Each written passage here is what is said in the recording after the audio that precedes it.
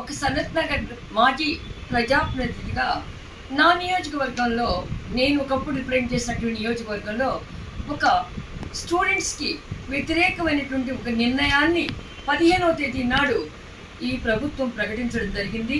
కానీ నేను ఈ ప్రభుత్వాన్ని విమర్శించడం లేదు. ఈ నిర్ణయాన్ని తీసుకుంది గత బీఆర్ఎస్ ప్రభుత్వం.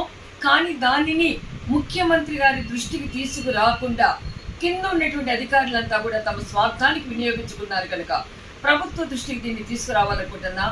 ఇది ఒక పత్రికా ప్రకటన.